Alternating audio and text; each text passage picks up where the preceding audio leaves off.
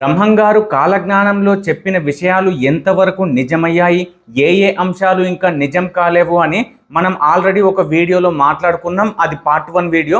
ఒకవేళ ఆ వీడియో కనుక చూడకపోతే అది కూడా చూడండి. ఇప్పుడు ఇది పార్ట్ 2 వీడియో. ఈ పార్ట్ 2 వీడియోలో కూడా మనం అందరం బ్రహ్మంగారు చెప్పిన విషయాలు నిజమయ్యాయా లేదా అనేవి మనం ఇప్పుడు తెలుసుకుందాం.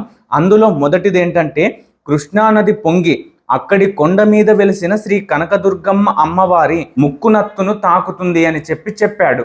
అయితే ఈ పాయింట్ మనకు ఈ కలియుగంలో ఎక్కువగా వినిపిస్తుంది. ఈ పాయింట్ అనేది మనకు ఇప్పటి వరకు నిజం కాలేదు. ఎప్పుడైతే కృష్ణానది ఉప్పొంగి కొండ మీద ఉన్న కనకదుర్గమ్మ యొక్క ముక్కు పుడకను తాకుతుందో, అంటే నీరు అనేది అంత పైకి దాకా వచ్చి ఒక వరదలాగా పొంగి ఆ కొండ మీద ఉన్న కనకదుర్గమ్మ యొక్క ముక్కు పుడకను తాకితే అప్పుడు బ్రహ్మంగారు చెప్పిన ఈ పాయింట్ అనేది నిజమవుతుంది. ఆ సిచ్యువేషన్ ఇంకా రాలేదు, అది కలియుగం చివరిలో వస్తుందని చెప్పాడు. కాబట్టి బ్రహ్మంగారు చెప్పిన ఈ పాయింట్ అనేది ఇంకా నిజం కాలేదు. ఇక తర్వాత పాయింట్ వచ్చేసి, ఉత్తర దేశాన గాంధీ అనే మహాత్ముడు పుట్టి సత్యహింసల గొప్పను చాటుతాడు, కానీ అతడు ఒక దుర్మార్గుని చేతిలో మరణిస్తాడు అని ఉంది.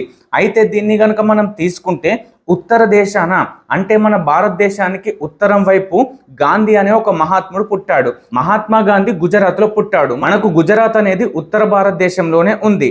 అయితే ఆయన సత్య హింసల యొక్క గొప్పను చాటుతాడు అని ఉంది. ఆయన సత్యాన్ని మాత్రమే మాట్లాడేవాడు. అలాగే హింసని కాకుండా అహింసనే పరమధర్మము, ఎవరినైనా సరే హింస చెయ్యకూడదు, అహింస ద్వారానే వెళ్ళాలి అని చెప్పాడు. ఇవన్నీ మనం చిన్నప్పుడు పుస్తకాల్లో చదువుకున్నాం. అయితే ఇంకా అతని గురించి ఏం చెప్పాడంటే, కానీ అతడు ఒక దుర్మార్గుని చేతిలో మరణిస్తాడు అని చెప్పాడు. ఇక్కడ మహాత్మా గాంధీని చంపేసింది నాథూరామ్ గాడ్సే. ఆయన చేతిలో ఈయన 1948 జనవరి 30వ తారీఖున చనిపోయాడు. కాబట్టి బ్రహ్మంగారు చెప్పిన ఈ పాయింట్ అనేది మహాత్మా గాంధీకి అలాగే నాథూరామ్ గాడ్సేకి వర్తిస్తుంది. కాబట్టి బ్రహ్మంగారు చెప్పిన ఈ పాయింట్ అనేది అక్షరాల నిజమైంది. అది కూడా 1948 ఆ సంవత్సరంలోనే నిజమైంది. ఆ తర్వాత పాయింట్ వచ్చేసి, బియ్యాన్ని కోడిగుడ్డు డిప్పలలో కొలిచి అమ్ముకునే రోజులు వస్తాయని చెప్పారు. ఇప్పటికైతే మనం ఈ జనరేషన్ అంటే 2026 వరకు కూడా మనం ఎటువంటి డిప్పలలో అమ్ముకోవట్లేదు. కేవలం మనం కిలోల లెక్కన, లేకపోతే బస్తాల లెక్కన, లేకపోతే మనం రైతు నుంచి క్వింటాల ద్వారానే కొనుక్కుంటున్నాం తప్ప మరీ కోడిగుడ్డు డిప్పలలో కొనుక్కునేంత దరిద్రపు స్థితిలోకి వెళ్ళలేము. ఇంకా కలియుగంలో అటువంటి పరిస్థితి రాలేదు. కాబట్టి బ్రహ్మంగారు చెప్పిన ఈ పాయింట్ అనేది ఇంకా నిజం కాలేదు. ఇక బ్రహ్మంగారు చెప్పిన కాలజ్ఞానంలో తర్వాత పాయింట్ వచ్చేసి, భారతదేశము విదేశీయ పరిపాలనలో పడి బానిసత్వాన్ని అనుభవించును అని చెప్పాడు. ఇది అక్షరాల నిజమైంది. ఎందుకంటే మన భారతదేశాన్ని ఇంతకుముందు పోర్చువారు, డచ్ వారు, ఆ తర్వాత ఒక 200 సంవత్సరాలు మన బ్రిటిష్ వాళ్ళు పరిపాలించారు. తర్వాత మహమ్మదీయులు అంటే ముస్లిం వాళ్ళు కూడా మన భారతదేశాన్ని ఎన్నో సంవత్సరాలు పరిపాలించారు. అలా మన భారతదేశం అంటే సొంత వాళ్ళు కాకుండా విదేశీయులు మన భారతదేశాన్ని చాలా సంవత్సరాలే పరిపాలించారు. దీనికి ఉదాహరణ కనుక తీసుకుంటే, మన చరిత్రలోని బ్రిటిష్ వాళ్ళు, మహమ్మదీయులు, పోర్చువారు, డచ్ వారు, గ్రీస్ వారు, వీళ్ళందరూ కూడా ఉదాహరణలే. కాబట్టి బ్రహ్మంగారు చెప్పిన ఈ పాయింట్ అనేది అప్పుడెప్పుడో నిజమైపోయింది. ఎప్పుడైతే మనకు స్వాతంత్రం వచ్చిందో అప్పుడు మనల్ని మనమే పరిపాలించుకుంటున్నాం. మన భారతదేశంలో ఉన్న వాళ్ళు మాత్రమే మనల్ని పరిపాలిస్తున్నారు. కానీ విదేశీ వాళ్ళ చేతుల్లో ఇప్పటికైతే లేదు. అది బ్రహ్మంగారు చెప్పిన కాలజ్ఞానం ప్రకారం అయితే ఎప్పుడో నిజమైపోయింది. ఇక తర్వాత పాయింట్ వచ్చేసి, ఈత చెట్టు ఒకటి పగలంతా నిలబడి ఉండి రాత్రిని నేలకు వాలి నిద్రపోతూ ఉంటుందని చెప్పాడు. ఈ పాయింట్ అనేది నిజమైంది. ఈ పాయింట్ అనేది ఇంతకుముందు మనకు ఆంధ్రప్రదేశ్గా ఉన్నప్పుడు కర్నూలు జిల్లాలో ఒక చిన్న గ్రామంలో ఒక ఈత చెట్టు అనేది పగటిపూట మొత్తం నిలబడి ఉండేది. ఎప్పుడైతే రాత్రి సమయం అవుతుందో ఆ ఈత చెట్టు త్రోవకు అంటే మనం వెళ్ళే దారికి అడ్డంగా పడిపోయి అక్కడనే ఉండేది. అలాగే మళ్ళీ ఉదయం కాగానే తిరిగి లేచి నిలబడేది. ఇలా దాదాపు 8 సంవత్సరాలు గడిచిన తర్వాత ఆ ఈత చెట్టు అనేది దానికే చనిపోయింది. ఆ చెట్టు అక్కడి నుంచి మాయమైపోయింది. ఆ తర్వాత అక్కడ కరువు కూడా ఏర్పడుతుందని బ్రహ్మంగారు చెప్పారు. కాబట్టి బ్రహ్మంగారు చెప్పిన ఈ పాయింట్ కూడా అక్షరాల నిజమైంది. ఇక తర్వాత పాయింట్ వచ్చేసి, తెరమీది బొమ్మలు రాజ్యాలేలుతాయి, రంగులు చూసి ప్రజలు మోసపోతారు అని చెప్పాడు. ఇక్కడ తెర మీది బొమ్మలు, మనకు కనిపించే తెరేంటి? సినిమా తెర. తెర మీద కనిపించే బొమ్మలంటే ఆ తెర మీద అంటే సినిమాలో యాక్ట్ చేసే వ్యక్తులు అని అర్థం. సో అటువంటి వాళ్ళు రాజ్యాలు ఏలుతారు. మనకిప్పుడు ఎటువంటి రాజ్యాలు లేవు. అంటే మనకు ఉదాహరణకు ఈ జనరేషన్లో అంటే ఈ కలియుగంలో 2026లో రాజ్యం గనుక తీసుకుంటే మనకున్నదేంటి, రాజకీయాలు మాత్రమే. సో ఎమ్మెల్యేలు, ఎంపీలు, అలాగే సీఎం, పిఎం, ఈ విధంగా మనం రాజ్యంగా భావించాలి. అయితే తెరమీది బొమ్మలు అంటే సినిమా రంగంలో ఉన్నవాళ్ళు రాజకీయాల్లోకి వస్తారు అని చెప్పి దీని యొక్క అర్థం. మనం ఉదాహరణలు కనుక తీసుకుంటే మన తమిళనాడు మాజీ ఎమ్మెల్యే జయలలిత గారు, అలాగే వాళ్ళ యొక్క భర్త ఎంజీఆర్, వీళ్ళిద్దరూ కూడా సినిమా ఇండస్ట్రీ నుంచి రాజకీయంలోకి వచ్చిన వారే. అలాగే మన తెలుగు వారి విషయానికి వస్తే సీనియర్ ఎన్టీఆర్ గారు అంతకుముందు రాజకీయాల్లో కాకుండా సినిమాల్లో నటించేవారు, కానీ రాజకీయంలోకి వచ్చిన తర్వాత సీఎంగా మారారు. సో ఆయన కూడా ఈ పాయింట్ని నిజం చేశాడు. అలాగే వీళ్ళు మాత్రమే కాకుండా విజయశాంతి, చిరంజీవి, పవన్ కళ్యాణ్, యాక్టర్ రోజా, ఇంకా చాలా మంది తెలుగు వాళ్ళు సినిమాల్లో నుంచి రాజకీయాల్లోకి వచ్చారు. అయితే రీసెంట్గా 2026 సంవత్సరంలో మన తలపతి విజయ్ తమిళనాడు సీఎంగా మారిపోయాడు. కాబట్టి బ్రహ్మంగారు చెప్పిన ఈ పాయింట్ అనేది ఎంతో మంది సినీ నాయకులు రాజకీయాల్లోకి వచ్చి నిరూపించారు. కాబట్టి ఈ పాయింట్ కూడా అక్షరాల నిజమైపోయింది. ఇక ఆ తర్వాత పాయింట్ వచ్చేసి వేదాల్లోనూ పురాణాల్లో లేని కొత్త కొత్త దేవుళ్ళు పుట్టుకొస్తారు. వారిలో అసలు దేవుళ్ళెవరో తెలియక భక్తులు, అసలు భక్తులెవరో తెలియక దేవుళ్ళు తలక్రిందులైపోతారు అని చెప్పాడు. ఈ పాయింట్ కూడా నిజమైంది. కానీ ఏ విధంగా నిజమైందో మనం తెలుసుకుందాం.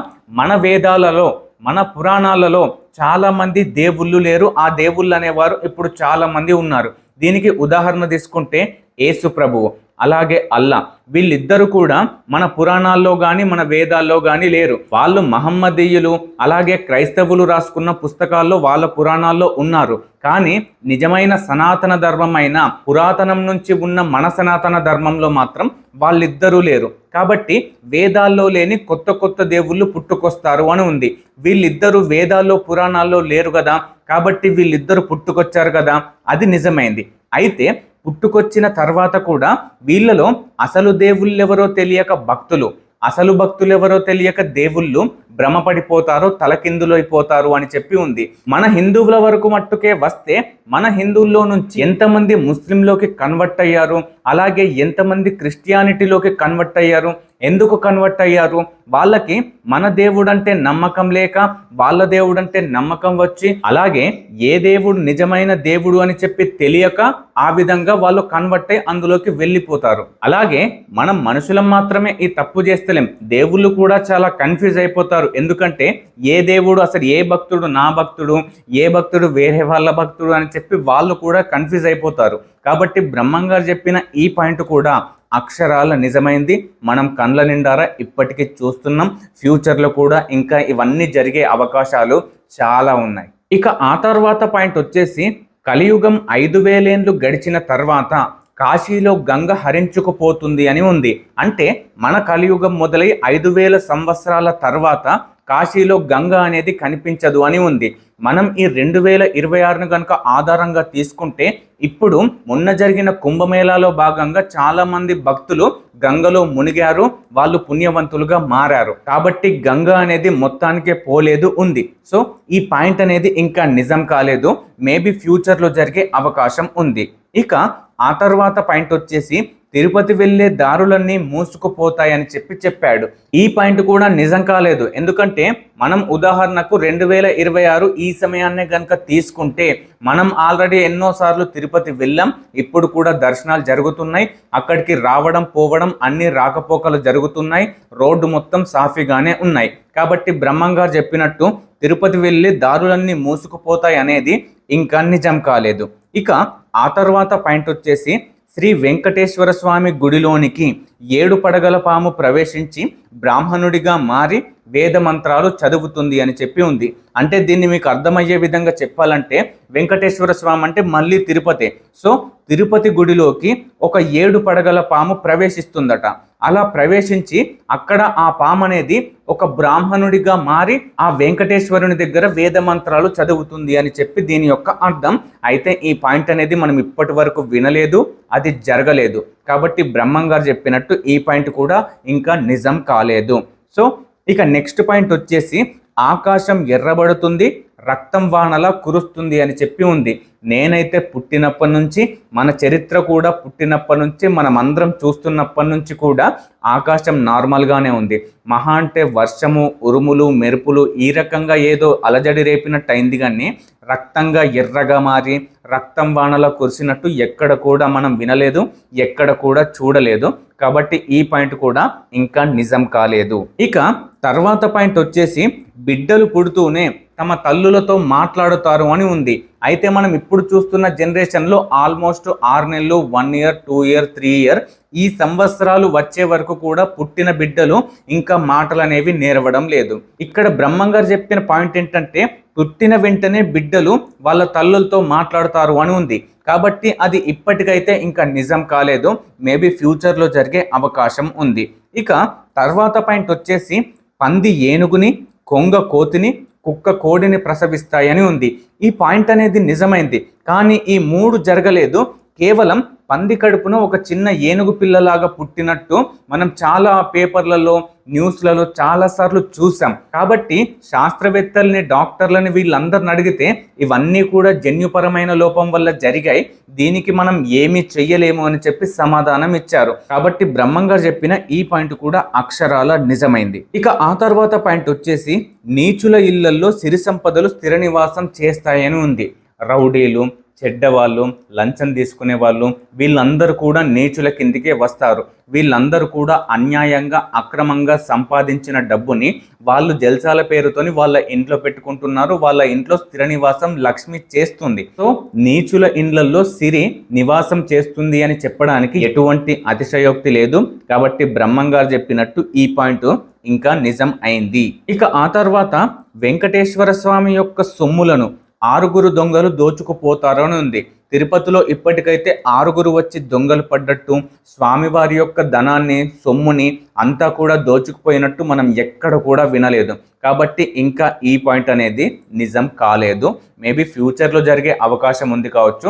అప్పుడు జరిగినప్పుడు ఈ పాయింట్ని మాత్రం ఖచ్చితంగా గుర్తుపెట్టుకోండి. ఇక ఆ తర్వాత శ్రీశైల భ్రమరాంబ గుడిలోకి 2 తలల మొసలి ప్రవేశించి అమ్మవారిలో లీనమైపోతుంది అని చెప్పి ఉంది.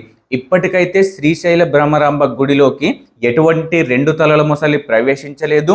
ఆ మొసలి అమ్మవారిలో ఇంకా లీనం కాలేదు. కాబట్టి ఈ పాయింట్ అనేది ఇంకా నిజం కాలేదు. ఇక నెక్స్ట్ పాయింట్ వచ్చేసి శ్రీశైల మల్లికార్జునుడు మనుషులతో మాట్లాడతాడు అని ఉంది. ఇప్పటికైతే మనం శ్రీశైల మల్లికార్జునుడు ఎప్పుడైనా సరే మనుషులతో మాట్లాడినట్టు మనం చూడలేదు, వినలేదు. ఎక్కడ పేపర్లలో కానీ, న్యూస్లలో కానీ, సోషల్ మీడియాలో కానీ ఎక్కడ కూడా లేదు. కాబట్టి ఇంకా ఈ పాయింట్ కూడా నిజం కాలేదు. కాబట్టి బ్రహ్మం గారు చెప్పినట్టు ఈ పాయింట్ మేబీ ఫ్యూచర్లో జరిగే అవకాశం ఉంది. ఇక తర్వాత పాయింట్ వచ్చేసి రాజులు అంటే పాలకులు ప్రజల కంటే స్వార్థానికే ఎక్కువగా ప్రాధాన్యం ఇస్తారు. ఇప్పుడున్న రాజకీయ నాయకులు అంటే ఇక్కడ రాజులు కానీ పాలకులు అంటే రాజకీయ నాయకులు అని అర్థం, అంటే పాలించేవారు అని చెప్పి అర్థం. సో మనల్ని పాలిస్తున్న వారు రాజకీయ నాయకులే కదా. సో ఇటువంటి రాజకీయ నాయకులు వాళ్ళ యొక్క ప్రజల కంటే కూడా స్వార్థానికే ప్రాధాన్యం ఇస్తున్నారు. అయితే ఇప్పుడు చాలా మంది రాజకీయ నాయకులు కూడా వాళ్ళ యొక్క పదవిని కాపాడుకోవడం కోసం కానీ, లేకపోతే వాళ్ళు ఏ రకంగా అయినా సరే డబ్బులు సంపాదించడం కోసం కానీ వాళ్ళ యొక్క స్వార్థాన్ని మాత్రమే చూసుకుంటున్నారు. కానీ ఎవ్వరు కూడా ప్రజలకు మంచి జరుగుతుంది, నేను ప్రజలకు నిస్వార్థంగా మంచి పనులు చేస్తానని ఎవ్వరు కూడా చూడడం లేదు. అది ఎక్కడో 100కో 1 ఒక్కరు మాత్రమే ఉన్నారు. కానీ 100కి 99 మంది కూడా వాళ్ళ యొక్క స్వార్థాన్ని గురించే ఆలోచిస్తున్నారు. అయితే పదవిని కాపాడుకోవాలి, లేకపోతే పదవిలో ఉన్నన్ని రోజులు కూడా ఎలాగైనా సరే కొన్ని కోట్ల డబ్బులు సంపాదించి వెనకాల బ్యాంకుల్లో పెట్టుకోవాలి, నా తరం మొత్తం కూర్చుండి తినాలి అని చెప్పి ఆలోచించి ప్రజల కంటే కూడా స్వార్థానికే ఎక్కువగా ప్రాధాన్యతని ఇస్తున్నారు. కాబట్టి బ్రహ్మం గారు చెప్పినట్టు ఈ పాయింట్ కూడా నిజమైంది. ఇక తర్వాత పాయింట్ వచ్చేసి పన్నుల యొక్క భారం విపరీతంగా పెరుగుతుంది అని చెప్పాడు. ఇప్పుడు మనం ఏది కొన్నా సరే, ఎక్కడికి వెళ్ళినా సరే GST GST GST, tax tax tax. ఈ జిఎస్టీ ట్యాక్స్ల పేరుతో ప్రజలకు దక్కాల్సిన సాధారణ రేటు కంటే ఎక్కువ రేటును చెల్లించి మరి వాళ్లకు మనం డబ్బులు అనేది ఇస్తున్నాం. సో ఈ విధంగా మనం చెల్లించాల్సిన దానికన్నా ఎక్కువ చెల్లిస్తున్నాం కాబట్టి దానికి మనం పన్ను కానీ జిఎస్టీ అని కానీ చెప్పుకోవచ్చు. సో బ్రహ్మం గారు చెప్పినట్టు పన్నులు అనేవి విపరీతంగా పెరిగిపోయాయి. ఇంకా రాను రానైతే ఇంకా పెరిగే అవకాశాలు కూడా చాలా ఉన్నాయి. ఇక నెక్స్ట్ పాయింట్ వచ్చేసి ధనవంతుడు గౌరవం పొందుతాడు, గుణవంతుడు నిర్లక్ష్యం చేయబడతాడు అని చెప్పి ఉంది. ధనవంతుడు గౌరవాన్ని పొందుతాడు. ఈ జనరేషన్లో అయితే పైసా ఉన్నవాడిదే మాట చెల్లుతుంది, పైసా ఉన్నవాడే ఏం చెప్పినా నడుస్తుంది. ఎందుకంటే వాళ్ళ దగ్గర ఏమున్నా సరే, ఒక చిన్న గొడవ అయినా సరే, లేకపోతే ఏదైనా ల్యాండ్ తీసుకోవాలన్నా సరే ఎక్కువ పేమెంట్ ఇచ్చి లేకపోతే ఎక్కువ మనీ ఇచ్చి వాళ్ళ సైడ్ వాళ్ళకు కన్వీనియంట్గా మార్చుకుంటున్నారు. సో ఈ విధంగా చూసుకున్నట్టయితే అక్కడ డబ్బు మూలంగా చాలా మంది ధనవంతుడికి గౌరవాన్ని అనేది ఇస్తున్నారు. సో ఇక్కడ గుణవంతుడు అంటే చాలా మంచివాడు నిర్లక్ష్యాన్ని పొందుతున్నాడు. అంటే ఈ గుణవంతుడి దగ్గర న్యాయం ఉన్నా సరే, ఏమున్నా సరే ధనవంతుడి ముందు ఇతను ఓడిపోతున్నాడు, నిర్లక్ష్యం చేయబడుతున్నాడు. మనం ఎక్కడికైనా పోలీస్ స్టేషన్లకు కానీ లేకపోతే ఇంకా ఎక్కడికైనా గవర్నమెంట్ ఆఫీసులోకి వెళ్ళినా సరే ఒక 200 500 వాళ్ళకి కావాల్సినట్టు పనికి లక్షలు లంచాలు ఇచ్చి తొందరగా ధనవంతుడు అతను గౌరవం పొంది అతని పనిని చేసుకొని వెళ్ళిపోతున్నాడు. కానీ గుణవంతుడు మాత్రం అతని చెప్పులు అరిగేరా తిరిగినా సరే అక్కడ పని మాత్రం అవ్వడం లేదు. సో దీన్ని బట్టే మనం అర్థం చేసుకోవచ్చు, ధనవంతుడు అతనికి ఉన్న డబ్బుతో గౌరవాన్ని పొందుతున్నాడు, గుణవంతుడు అతనికి ఉన్న మంచితనంతో నిర్లక్ష్యం కాబడుతున్నాడు. సో బ్రహ్మం గారు చెప్పినట్టు ఈ పాయింట్ కూడా నిజమైంది కదా. ఇక తర్వాత పాయింట్ వచ్చేసి నకిలీ వస్తువులు విపరీతంగా విస్తరిస్తాయని చెప్పాడు. ఇప్పుడు మనం ఎందులో చూసినా సరే బ్రాండ్ ఒకటైతే దానికి సంబంధించి డూప్లికేట్ మాత్రం ఖచ్చితంగా కొన్ని లక్షలే ఉంటుంది. ఉదాహరణకు ఒకే ఒక్క బ్రాండ్ ఉంటే దానికి డూప్లికేట్గా అంటే నకిలీగా వేల లక్షల బ్రాండ్లు అనేవి తయారైపోయినాయి. కాబట్టి మనం ఇప్పుడు ఉదాహరణకు చిన్న నైక్ షూస్ ఉన్నాయనుకో, పూమా చెప్పులు, లేకపోతే బ్రాండెడ్ ఏదైనా షర్టు కంపెనీ ఉన్నదనుకో, దానికి సంబంధించిన నకిలీ అంటే అదే పేరు ఉంటుంది కానీ క్వాలిటీ మాత్రం తక్కువగా ఉంటుంది. అలాగే కేవలం బట్టల్లో చెప్పుల్లో ఇందులో మాత్రమే కాకుండా బయట కూడా మనం ఎక్కడైనా చూసుకుంటే దుకాణంలో సామాన్లు కానీ క్వాలిటీ ఒకటి ఉంటుంది, మనకి ఇచ్చేవి మాత్రం నకిలీవి ఇస్తున్నారు. సో ప్రతి విషయంలో కల్తీ అనేది జరుగుతుంది. మనకు దొరికేది ఒరిజినల్ కాకుండా నకిలీవి మాత్రమే దొరుకుతున్నాయి. సో బ్రహ్మం గారు చెప్పినట్టు ఈ పాయింట్ కూడా నిజమైంది. ఇక తర్వాత వ్యాపారంలో నిజాయితీ అనేది విపరీతంగా తగ్గిపోతుంది అని చెప్పాడు. అయితే ఇప్పుడు చాలా మంది వ్యాపారాలు చేస్తున్నారు. ఎందుకోసం చేస్తున్నారు? జనాలకు మంచి చేయాలి, లేకపోతే ఇంకా ఏదైనా వాళ్ళతో నిజాయితీగా ఉండాలని మాత్రం చేయడం లేదు. ఏదైనా చేసి జనాలను మోసం చేసినా సరే, ఇంకా ఏది చేసినా సరే నాకు మాత్రం డబ్బులు రావాలి అని చెప్పి చాలామంది అనుకొని బిజినెస్ అనేది స్టార్ట్ చేస్తున్నారు. అలా స్టార్ట్ చేసినప్పుడు ఏమవుతుంది, వాళ్ళు కస్టమర్లకు నమ్మకం ఇవ్వకుండా వాళ్ళ సొంత లాభం స్వార్థం చూసుకోవడం వల్ల అక్కడ నిజాయితీ అనేది లేక వ్యాపారంలో నిజాయితీ అనేది మొత్తం తగ్గిపోతుంది. ఎవరైనా కస్టమర్లు మన దగ్గరికి వస్తే నిజాయితీతో నమ్మకంతో మనకు పడే రేట్లు ఇవ్వకుండా వాళ్ళకి ఎక్కువ లాభం రావాలి, ఎక్కువగా నేనే బ్రతకాలి అన్న ఉద్దేశంతోనే కస్టమర్లకు ఎక్కువ రేట్లున్న వస్తువులని అమ్ముతున్నారు. సో ఈ విధంగా మనం చూసుకున్నట్టయితే బ్రహ్మం గారు చెప్పినట్టు వ్యాపారంలో నిజాయితీ అనేది మనకి ఇప్పుడైతే తగ్గిపోయింది. ఈ పాయింట్ కూడా నిజమైంది. ఇక తర్వాత పాయింట్ వచ్చేసి నదులు కలుషితం అయిపోతాయని చెప్పి ఉంది. దీనికి ఉదాహరణలు తీసుకుంటే ఇప్పుడు మన పల్లెటూర్లలో కూడా రైస్ మిల్లు, లేకపోతే పెద్ద పెద్ద ఫ్యాక్టరీలు, పెద్ద పెద్ద మిల్లులు ఇలా చాలా అయినవి మన అభివృద్ధి అనే పేరుతోని ఇక్కడ పల్లెటూరులోకి వస్తున్నాయి. ఆల్రెడీ పట్టణాల్లో అవి విపరీతంగా అయ్యాయి, అక్కడెక్కడో కూడా ఎప్పుడో కలుషితం అయిపోయాయి. దాని గురించి మనం మాట్లాడవలసిన అవసరం లేదు. కానీ ఇప్పుడు పల్లెటూర్లలోకి కూడా అటువంటి ఫ్యాక్టరీలు, మిల్లులు ఇవన్నీ కూడా రావడంతో అందులో ఉన్న వేస్టేజ్ పొగ కానీ లేకపోతే అందులో నుంచి వెళ్ళే ద్రవ్య పదార్థాలు కానీ పక్కనే ఉన్న చెరువుల్లోకి, పక్కనే ఉన్న గుంటల్లోకి, అలాగే ఆకాశంలోకి వెళ్తున్నాయి. సో దీని ద్వారా ఏమవుతుంది, నదుల్లోకి అటువంటి ద్రవ్య పదార్థాలు చెత్త అన్ని వెళ్ళడంతో ఆ నదులన్నీ కలుషితమైపోతున్నాయి. అందులో ఉన్న జీవరాశులు కానీ లేకపోతే దాన్ని ఆధారంగా చేసుకున్న రైతులు కానీ అందరూ కూడా నష్టపోతున్నారు. సో బ్రహ్మం గారు చెప్పినట్టు ఈ పాయింట్ కూడా నిజమైంది. కేవలం ఫ్యాక్టరీల వల్ల మాత్రమే కలుషితమవుతున్నాయంటే అది మాత్రమే కాదు, చాలా రకాలు కూడా నదులు కలుషితం అవుతున్నాయి. సో బ్రహ్మం గారు చెప్పినట్టు ఈ పాయింట్ కూడా నిజమైపోయింది. ఇక నెక్స్ట్ పాయింట్ వచ్చేసి అడవులు నాశనం అయిపోతున్నాయి అని చెప్పి ఉంది. అభివృద్ధి అనే పేరుతోని, లేకపోతే ఇంకా పంట చేస్తామనే పేరుతోని, లేకపోతే జంతువులు ఎక్కువైతున్నాయనే పేరుతోని చాలా మంది అడవులను నరికేస్తున్నారు. దానికి సంబంధించిన కలపను లేకపోతే ఆ ప్లేస్ని అంతా కూడా ఆక్రమించుకుంటున్నారు. సో దీనివల్ల ఏమవుతుంది, అడవులు అనేవి నాశనం అయిపోతుంది. దానివల్ల మనకు వర్షాలు అనేవి పడడం లేదు.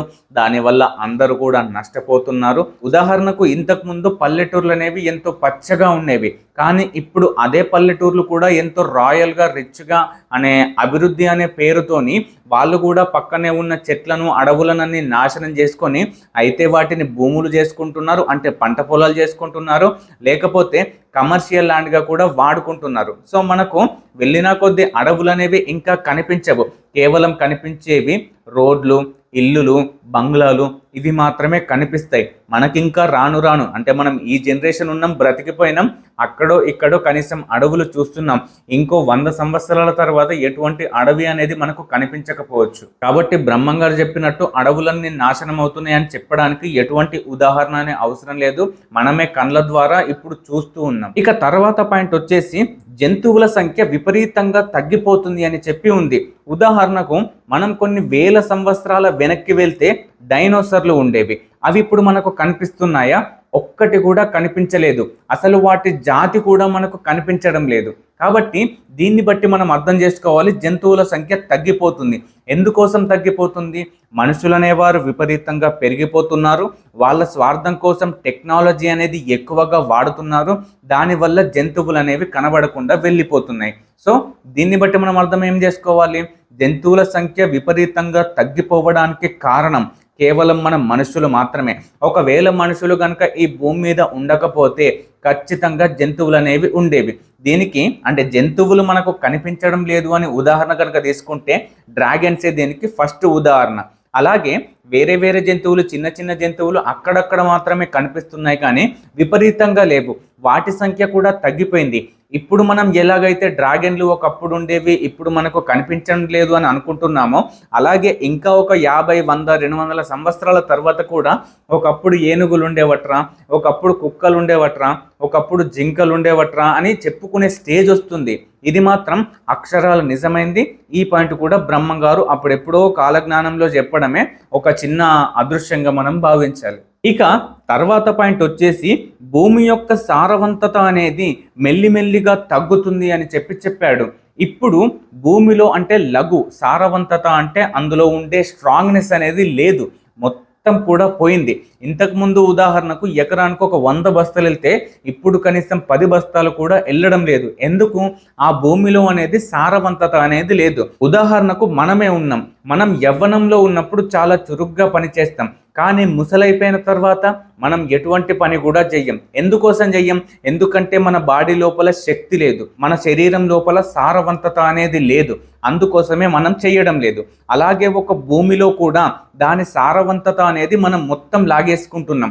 ఉదాహరణ చెప్తా, ఇంతకుముందు ఫ్యాక్టరీల నుంచి అన్ని బయటకు కలుషితాలు వెలువడిపోతాయని చెప్పాను కదా. సో ఆ విధంగా కలుషితం చెత్త అంతా కూడా నదుల్లోకి వెళ్ళినప్పుడు పంటలకి అవసరమైన నీరు నదుల్లో నుంచే వస్తుంది కదా. ఆ నదుల్లో అంటే కలుషితమైన నదుల్లో నుంచి పంటలకు రావడం వల్ల, సో అటువంటి కలుషితమైన నీరు పంట తీసుకోవడం వల్ల నేల లోపల సారవంతం అనేది తగ్గిపోతుంది. ఇది ఫస్ట్ పాయింట్.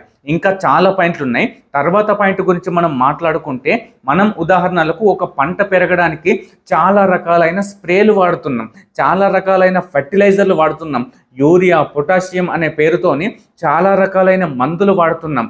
ఈ మందులు వాడడంతో భూమి అనేది తన సారవంతత అనేది మొత్తం కోల్పోతుంది. కేవలం మనం పంటలు ఎక్కువగా దిగుబడి రావడానికి మాత్రమే చూస్తున్నాం, కానీ నేల యొక్క సారవంతత అనేది తగ్గిపోతుంది అని చెప్పి ఆలోచించడం లేదు. దానివల్ల నేలలో సారవంతత అనేది తగ్గిపోయి పంటలు కూడా ఎక్కువగా రావడం లేదు. బ్రహ్మం గారు చెప్పినట్టు ఈ పాయింట్ కూడా అక్షరాల ఇప్పటికే నిజమైంది. ఇంకా ఫ్యూచర్లో నేల యొక్క సారవంతత తగ్గిపోవడం కాదు, అసలు భూమిలో నుంచి పంట తీయడానికి కూడా కనీస ఓపిక ఈ భూమికి ఉండదు. ఇక తర్వాత రైతులు చాలా కష్టాలను ఎదుర్కొంటారు అని చెప్పి ఉంది. అయితే కష్టాన్ని ఎదుర్కొనేవాడే రైతు. ఉదాహరణకు నాగలి దున్నినప్పటి నుంచి, పంట వేసినప్పటి నుంచి చివరికి పంట వచ్చేదాకా కష్టపడాలి. ఏ ఒక్క రోజు, ఏ ఒక్క గంటలో వర్షం వచ్చినా సరే, అసలు వర్షాలు లేకపోయినా సరే, ఎండ కొట్టినా సరే, ఏ విధంగా అయినా సరే దానికి పంటకు తట్టుకోవాలి అంటే దానికి ఫస్ట్ బాధపడేవాడు రైతే. సో ఎక్కువ వర్షం పడ్డ బాధనే, అసలు మొత్తం వర్షం పడకపోయినా బాధనే. అంటే ఎక్కువ వర్షం కొట్టుకపోతుంది పంట, అసలు వర్షమే లేకపోతే ఎండిపోతుంది పంట. సో అదన్నీ చూసి తట్టుకోవాలి, ఆ కష్టాలన్నింటినీ ఎదుర్కొనేవాడే రైతు. కాబట్టి రైతు కష్టాలు ఇంతకుముందు ఎదుర్కొన్నాడు, ఇప్పుడు ఎదుర్కొంటాడు, ఫ్యూచర్లో కూడా ఎదుర్కొంటూనే ఉంటాడు. ఇది కూడా అక్షరాల నిజమైంది. ఇక తర్వాత ఇదే పంటలు అంటే రైతు పండించిన పంటలు తరచుగా నష్టపోతాయని చెప్పాడు. ఇవి కూడా నిజమైంది. ఎందుకంటే మనకు లాస్ట్ ఒక 1-2 ఇయర్స్ బ్యాక్ మనకు అతివృష్టి వచ్చింది. అంటే వర్షాలు ఎక్కువగా పడడం అనేది జరిగింది. దాంతో ఏమైంది, ఎక్కువగా కాలువలు పారాయి, ఎక్కువగా నీళ్ళు అనేవి కొట్టుకుపోయాయి. దానివల్ల పంటలు అనేవి పడిపోయినాయి. అలా కూడా రైతు అనేవాడు చాలా ఇబ్బందులు పడ్డాడు, కష్టాలను అనేవి ఎదుర్కొన్నాడు. ఆ విధంగా పంట నష్టం అనేది జరిగింది. అయితే ఇప్పుడు ఈ 2026 సంవత్సరంని తీసుకుంటే మనకు ఎల్ నీనో వస్తుంది, అసలు వర్షాలే పడవు అని చెప్పారు. సో దీనివల్ల ఏమవుతుంది, పంట అనేది రైతుకు ఎండిపోతుంది నీరు అందక. సో దీనివల్ల కూడా రైతుకు జరిగేది పంట యొక్క నష్టమే. కాబట్టి బ్రహ్మంగారు చెప్పినట్టు పంటలన్నీ నష్టపోతాయని చెప్పడానికి అతివృష్టి అనావృష్టి రెండు కారణమయ్యాయి. ఇప్పుడు నేను మీకు రెండు చెప్పాను, ఈ పాయింట్ కూడా నిజమైంది. ఇక తర్వాత పాయింట్ వచ్చేసి నీటి కోసం ప్రజలు ఇబ్బందులు పడతారు అని చెప్పి ఉంది. ఇప్పుడున్న జనరేషన్లో చాలా మంది కూడా నీటి కోసం చాలా ఇబ్బందులు పడుతున్నారు. కనీసం ఇంటి ముందు బోరు లేక, కనీసం నల్ల నీళ్లు రాక చాలా మంది ఇబ్బందులు పడుతున్నారు. ఒకానొక కాలంలో అయితే అంటే దాదాపు ఒక 10 సంవత్సరాల తర్వాత, ఉదాహరణకు మన తెలంగాణ రాకముందు ఈ కాల్వలు ప్రాజెక్టులు ఇవన్నీ ఏమీ కూడా లేకముందు కేవలం వర్షంతో వచ్చిన నీళ్లు మాత్రమే నిల్వ ఉండాలి. కాబట్టి అప్పుడు వర్షాలు లేని సమయంలో విపరీతమైన కరువు వచ్చింది. అందులో నీటి కొరత మాత్రం ఇంకా చాలా ఎక్కువగా ఉంది. పంటలు అవన్నీ పక్కన పెడితే ఆ పంటలు కూడా పండలేవు. మనకు కష్టం వచ్చింది మాత్రం ఎక్కువగా నీటితోనే కష్టం వచ్చింది. సో బ్రహ్మంగారు చెప్పినట్టు నీటి కోసం ప్రజలు ఇబ్బందులు పడతారు అని చెప్తే తెలంగాణ రాకముందు మాత్రం ప్రజలు చాలా ఇబ్బందులు పడుతున్నారు. ఇప్పుడు కొద్దిగా మనకు ఇబ్బంది అనేది తగ్గింది. ఎందుకంటే రివర్స్ పంపింగ్, అలాగే వర్ష ఆధారిత పంటలని నిల్వ ఉంచే ప్రాజెక్టులు ఇలా చాలా వచ్చాయి. కాబట్టి ఇబ్బంది అనేది తగ్గింది. ఇప్పుడు కూడా ఎదుర్కొంటున్నారు. కానీ ప్రాజెక్టులు కాకముందు ఒక రకంగా ఉంటే ఇబ్బంది, ఇప్పుడు కొద్దిగా ఇబ్బంది అనేది తక్కువగా ఉంది. కాబట్టి ఈ పాయింట్ కూడా నిజమైంది. మేబీ ఫ్యూచర్లో ఇంకా ఏమేం జరుగుతుందో మనం ఊహించలేము. ఇంకా నీటి కొరత అనేది ప్రజలకు ఎక్కువ కూడా కావచ్చు, అసలు తక్కువ కూడా కావచ్చు. బ్రహ్మంగారు చెప్పిన పాయింట్ ఆఫ్ వ్యూలోనైతే నీటి కొరత అనేది ఖచ్చితంగా ఎక్కువనే అవుతుంది. ఇక ఆ తర్వాత పాయింట్ వచ్చేసి మనం తినే ఆహారం యొక్క ధరలు విపరీతంగా పెరుగుతాయని ఉంది. ఈ పాయింట్ కూడా నిజమైంది. ఏ విధంగానో చెప్తా. ఈ 2026 సంవత్సరంలో యుక్రెయిన్లో అలాగే రష్యాలో గొడవలనేవి యుద్ధాలనేవి జరిగాయి. దానివల్ల మనకు దిగుబడిగా వచ్చే పెట్రోలు, డీజిల్ ఇవన్నీ కూడా మనకు లభించక ఈ పెట్రోల్ డీజిల్ అనేవి అన్నీ కూడా పెరిగిపోయాయి. కాబట్టి ఈ రవాణాకి సంబంధించిన పెట్రోల్ డీజిల్ అన్నీ పెరగడంతో మిగతా దానికి సంబంధించిన అన్ని ఆహార ధరలు అలాగే పంటలు ఇంకా ప్రతి ఒక్క రేటు కూడా విపరీతంగా పెరిగిపోయాయి. కాబట్టి ఆ పెట్రోల్ డీజిల్ పెరిగిన కారణంగా పప్పులు, ఉప్పులు, బియ్యాలు అన్నిటి యొక్క రేట్ అనేది విపరీతంగా పెరిగిపోయాయి. సో దీన్ని బట్టి చూసుకుంటే బ్రహ్మంగారు చెప్పిన పాయింట్ అనేది మనకు 2026లో నిజమైంది. మేబీ ఇంకా ఫ్యూచర్లో ఇంకా విపరీతంగా పెరిగే అవకాశాలు కూడా ఉన్నాయి. ఇక ఆ తర్వాత పాయింట్ వచ్చేసి ధర్మాన్ని పాటించేవారు కొద్ది మంది మాత్రమే ఉంటారు అని చెప్పి ఉంది. నాకైతే ఆ కొద్ది మంది కూడా ఎక్కువగా కనిపించడం లేదు. కానీ ఒక చిన్న ఉదాహరణ చెప్తా. చాగంటి కోటేశ్వరరావు గారు, లేకపోతే గరికపాటి నరసింహారావు గారు, ఈ విధంగా ధర్మాన్ని బోధించేవారు కొద్ది మంది మాత్రమే ఉన్నారు. వారి వల్ల ఇంకా కొద్ది మంది మాత్రమే ఎక్కువగా వాళ్ళ లోపల అంటే వాళ్ళ జీవితాల్లో ధర్మాన్ని నింపుకుంటున్నారు. కానీ అపార్ట్ ఫ్రమ్ దట్ మన భారతదేశంలో కానీ మన తెలుగు వాళ్ళలో కానీ ఎవరైనా సరే 100 మంది ఉంటే అందులో కేవలం ఒక 90 మంది లేకపోతే 95 మంది కూడా అధర్మాన్ని పాటించే వాళ్ళే ఉన్నారు. ధర్మాన్ని పాటించే వాళ్ళు కేవలం 100లో 5గురు మాత్రమే లేకపోతే 1 మాత్రమే ఉన్నారు. ఇది మాత్రం అక్షరాల నిజమైంది.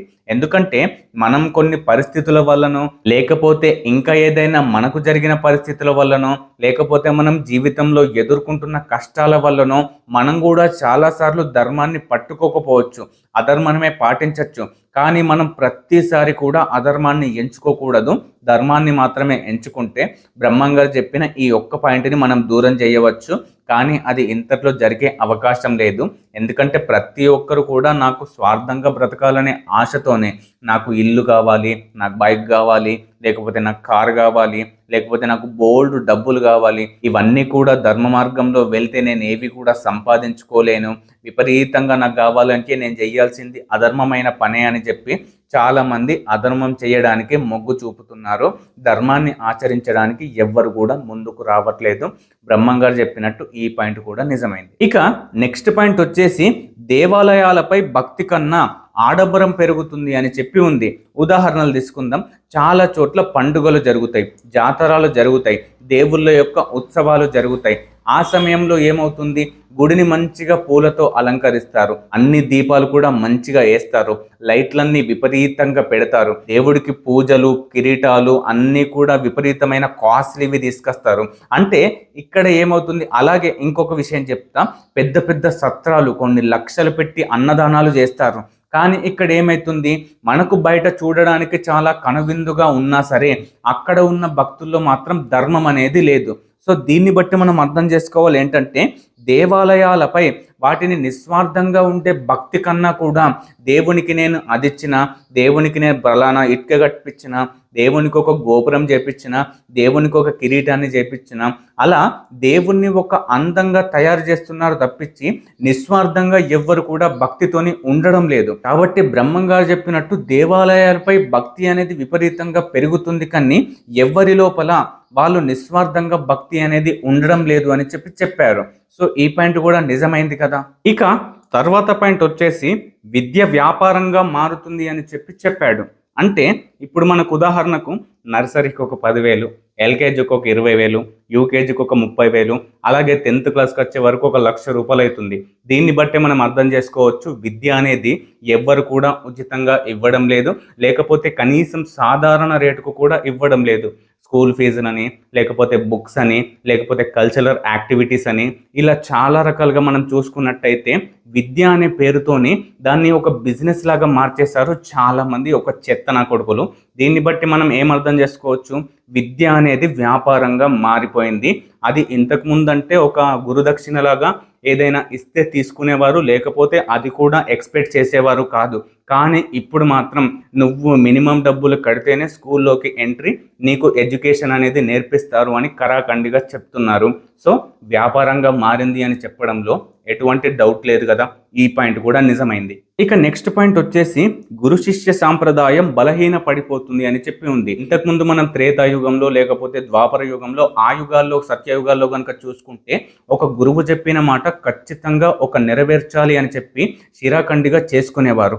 అయితే గురువు మాట నెరవేర్చాలి, లేకపోతే నా ప్రాణాల్ని తీసుకోవాలి అని ఈ విధంగా ఉండేవారు. కానీ ఇప్పుడున్న జనరేషన్లో శిష్యులు అనేవారు గురువు చెప్పిన మాట కాదు కదా, గురువు చెప్పిన ప్రతి విషయానికి కూడా, ప్రతి పాయింట్కు కూడా వాళ్ళకి అగనెస్ట్గా మాట్లాడుతున్నారు. సో గురువు పట్ల కనీస గౌరవం లేదు. దీన్ని బట్టి మనం ఏమర్థం చేసుకోవచ్చు, గురు శిష్యుల యొక్క బంధం అనేది బలహీన పడిపోయింది, బలంగా లేదు. ఇక తర్వాత పాయింట్ వచ్చేసి పిల్లలు పెద్దల మాట వినరు అని చెప్పి ఉంది. ఇంతకుముందు జనరేషన్లో అయితే తల్లిదండ్రులు చెప్పినా, లేకపోతే ఇంకా ఎవరైనా మనకు పెద్దవాళ్ళు చెప్తే అదొక మంచి మాటలాగా, పెద్దవారి మాట ఒక చద్ది మూటలాగా భావించి వాళ్ళు ఏం చెప్పినా వినేవారు. కానీ ఈ జనరేషన్లో వాళ్ళు ఎవ్వరు కూడా వినడం లేదు. నాకేదైనా కావాలి అంటే నాన్న అది వద్దు, అది మంచిది కాదు అని చెప్తే ఇంతకుముందు వింటుండే, కానీ ఈ జనరేషన్లో ఎవ్వరు కూడా అలా వినడం లేదు. నాకు ఇది కావాలంటే కావాలి, నాకు బైక్ కావాలంటే కావాలి, నాకు ఒక ఐఫోన్ కొనియాలంటే కొనియాలి, నువ్వు ఏం చేసినా సరే, నువ్వు ఎక్కడికి పోయినా సరే నాకు మాత్రం కొనియు అనే స్టేజ్కి వచ్చారు. కాబట్టి పిల్లలు పెద్దల యొక్క మాట అస్సలు వినడం లేదు. ఇక నెక్స్ట్ పాయింట్ వచ్చేసి దాంపత్యంలో కలహాలు పెరుగుతాయి అని చెప్పి ఉంది. కలహాలంటే చిన్న చిన్న గొడవలే, కానీ ఈ జనరేషన్లో చూసుకుంటే ఎంతమంది భర్తలు కుక్కర్లలో, టబ్బులలో బయట ఇంజెక్షన్లు ఇచ్చి కొండల మీదకించి నూకేసి ఎంతమంది వాళ్ళ భార్యలు భర్తలను చంపేస్తున్నారు. దీన్ని బట్టి మనం ఏమర్థం చేసుకోవచ్చు, దాంపత్యంలో కేవలం కలహాలు మాత్రమే కాదు, మర్డర్లు కూడా జరుగుతాయి. బ్రహ్మగారు ఇక్కడ చాలా తప్పుగా చెప్పారు, దాంపత్యంలో చిన్న చిన్న గొడవలు వస్తాయని. ఒకప్పుడు గొడవలు వచ్చేవి, అవి వాటిని సర్దుకుపోయేవారు. ఆ జనరేషన్లో ఆ మెంటాలిటీ ఉండేది. కానీ ఇప్పుడు రాను రాను ఏం చెప్పాలి అంటే దాంపత్యంలో గొడవలు రావు, దాంపత్యంలో ఎటువంటి గొడవలు రావు, అన్ని సాఫీగా పనులు జరిగిపోతాయి. కేవలం డ్రమ్ములు, కుక్కర్లలో వీటిలో మాత్రమే జరిగిపోతాయి. ఇక నెక్స్ట్ పాయింట్ వచ్చేసి విడాకులు, కుటుంబ విభేదాలు అధికమవుతాయి. దీనికి కూడా చిన్న ఉదాహరణ చెప్తా. చాలామంది అమ్మాయిలు ఏం చేస్తారంటే అబ్బాయిలను చంపడం ఇష్టం లేక, ఎందుకు లేనిపోని ఒక్క కొడుకు వాళ్ళకు ఉన్నాడు అని చెప్పి వాళ్ళని చంపేయకుండా వీడికి విడాకులు ఇచ్చేస్తే వీడి దారి వీడి చూసుకుంటాడని చెప్పి విడాకులు ఇచ్చేస్తుండు. లేకపోతే అత్తమామలతో గొడవ పెట్టుకొని ఈ విధంగా అయినా సరే ఆ కుటుంబానికి దూరం అయిపోతుర్రు. దీని ద్వారా ఎక్కువగా ఏమవుతుందంటే విడాకులు అనేవి ఎక్కువగా అవుతున్నాయి. ఇది కూడా ఈ పాయింట్ అనేది కూడా నిజమైంది. ఇక నెక్స్ట్ పాయింట్ ఏంటంటే అసత్య ప్రచారం వేగంగా వ్యాపిస్తుంది అని చెప్పి ఉంది.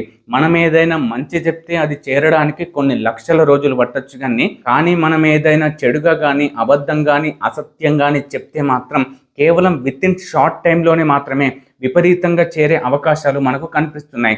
ఉదాహరణకు సోషల్ మీడియాని మట్టుకు తీసుకుంటే మనం ఏదైనా బ్యాడ్గా ఒక యాక్టర్ గురించి పోస్ట్ చేస్తే ఆ వీడియో అనేది తొందరగా వైరల్ అవుతుంది. కానీ ఎవరైనా భగవద్గీతకు సంబంధించింది లేకపోతే ఏదైనా మార్నింగ్ మోటివేషన్ లాగా మంచి వాక్యాలు చెప్తే కనుక ఆ వీడియో కానీ ఆ మాటలు కానీ రీచ్ అవ్వడానికి అసలు ఎన్ని సంవత్సరాలైనా సరే ఎటువంటి ప్రచారం లేదు, ఎటువంటి వ్యూస్ లేవు. దాన్ని బట్టే మనం అర్థం చేసుకోవచ్చు అసత్య ప్రచారం అనేది వేగంగా ప్రసారిస్తుంది. ఇక నెక్స్ట్ పాయింట్ వచ్చేసి ప్రజలు చిన్న చిన్న విషయాలకే గొడవలు పడుతున్నారు అని చెప్పి ఉంది. ఇది కూడా నిజమైంది. ఉదాహరణకు రోడ్డు మీద పోతుంటే అరే ఒక బండి పక్కకు తీయు అంటే జస్ట్ అరే అన్న విషయానికి చాలా మంది గొడవలు పడుతున్నారు. ఇక్కడ ఏమవుతుందంటే జనాల్లో ఓపిక అనేది తగ్గిపోతుంది. అనేవాడు ఒక పెద్ద వ్యక్తి, చిన్న వ్యక్తి, మంచివాడ చెడ్డవాడ అని చూడడం లేదు.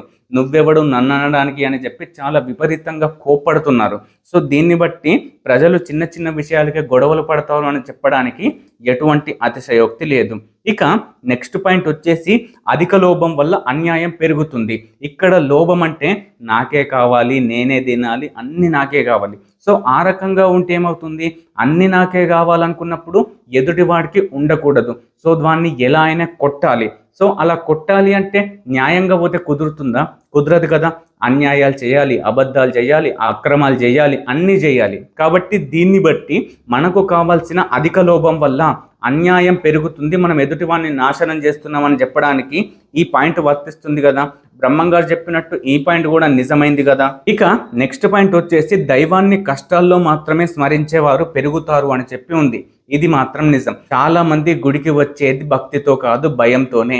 వాళ్ళకి ఉన్న కష్టాలు చెప్పుకొని మమ్మల్ని కాపాడతావు, గట్టెక్తావు అని చెప్పే కష్టాలు ఉన్నప్పుడు మాత్రమే వస్తురు తప్పించి ఎవ్వరు కూడా సంతోషంగా ఉన్నప్పుడు దేవుడా నీకు ఎవ్వరు లేడు, నేను నీతో కొద్దిసేపు మాట్లాడతా, లేకపోతే నాకు టైంపాస్ అయితే లేదని వచ్చేవాళ్ళు తక్కువ. 100కి ఒక్కరు మాత్రమే అలా వస్తే మిగతా 99 మంది మాత్రం వాళ్ళు కష్టాలు చెప్పుకోవడానికి మాత్రమే వస్తున్నారు. ఈ పాయింట్ కూడా నిజమైంది. ఇక నెక్స్ట్ పాయింట్ వచ్చేసి చివరకు ధర్మాన్ని కాపాడే దైవ సంకల్పం కార్యరూపం దాలుస్తుందని చెప్పబడుతుంది. కలియుగం అంతంలో మనకు కల్కి అవతారం వస్తుంది. ఇప్పుడు అధర్మం ఎంత విపరీతంగా పెరిగిపోయినా సరే చివరికి కలియుగం నాటికి కల్కి భగవానుడు తన గుర్రం పైన వస్తాడు, అధర్మాన్ని మొత్తం నాశనం చేస్తాడు, ధర్మాన్ని స్థాపిస్తాడు అని చెప్పి ఉంది. ఈ పాయింట్ కూడా వర్తిస్తుంది. సో ఈ విధంగా ఈ పార్ట్ 2 బ్రహ్మంగారి కాలజ్ఞానం అనేది పూర్తయిపోయింది. ఇక మనం నెక్స్ట్ వీడియోలో నెక్స్ట్ పార్ట్లో మళ్ళీ కలుద్దాం. అప్పటి వరకు కూడా మనం చేయాల్సింది ఏంటంటే కేవలం ధర్మాన్ని ఆచరించడం మాత్రమే. ఎందుకంటే ధర్మాన్ని ఆచరిస్తే మాత్రం ఖచ్చితంగా భగవంతుని యొక్క కరుణ అనేది మనకు ఉంటుంది. బ్రహ్మంగారు చెప్పిన ప్రతి పాయింట్కి మనం దూరం ఉండవచ్చు. నెక్స్ట్ వీడియోలో మళ్ళీ కలుద్దాం. అంతవరకు బాయ్. మీ నవీన్ కోర్.